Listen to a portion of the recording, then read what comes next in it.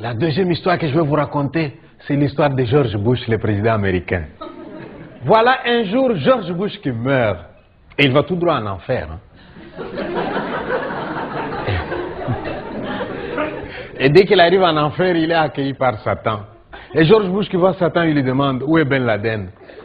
Et Satan lui dit Ben Laden n'est pas ici. George Bush qui dit comment il n'est pas ici? Je l'ai envoyé ici avec mes bombes. Satan qui dit il n'est pas arrivé. Alors George Bush est très inquiet. Il s'est dit si Ben Laden n'est pas ici, c'est qu'il est encore dans les montagnes en train de préparer un coup contre les Américains. Alors il dit à Satan, Satan, laisse-moi donner un coup de fil. Satan qui dit non, hein, ceux qui sont ici ne téléphonent plus là-bas.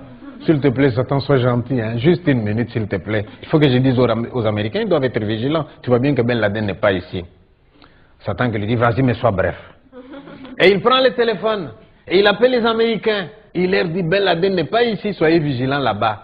Et il dépose le téléphone. Dès qu'il a déposé le téléphone, Satan lui tend la facture de la communication téléphonique. Et vous savez combien il lui demande? 10 millions de dollars. George Bush qui dit, quoi?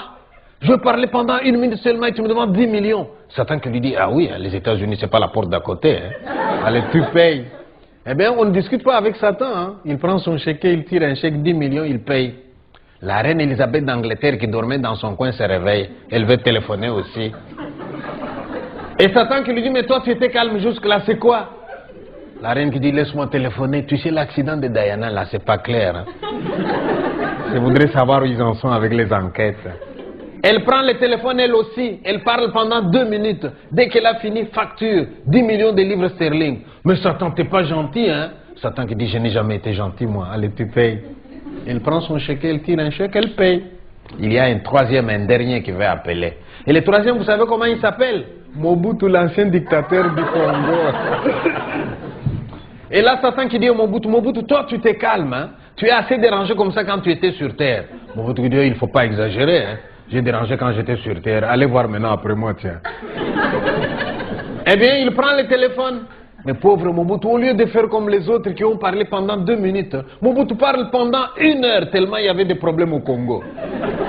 Et dès qu'il a fini, hein, Satan lui donne la facture de la communication téléphonique. Et vous savez combien il lui demande? 3 dollars seulement. Alors là, George Bush se met en colère. Satan, on sait bien que tu es injuste de nature, mais pas à ce point. Nous deux, on a parlé pendant quelques minutes. Tu nous demandes des millions. Et Mobutu parle pendant 1 heure. Tu ne lui demandes que 3 dollars. Et Satan qui regarde, qui lui répond, ça vous étonne? De l'enfer au Congo, c'est une communication locale, non?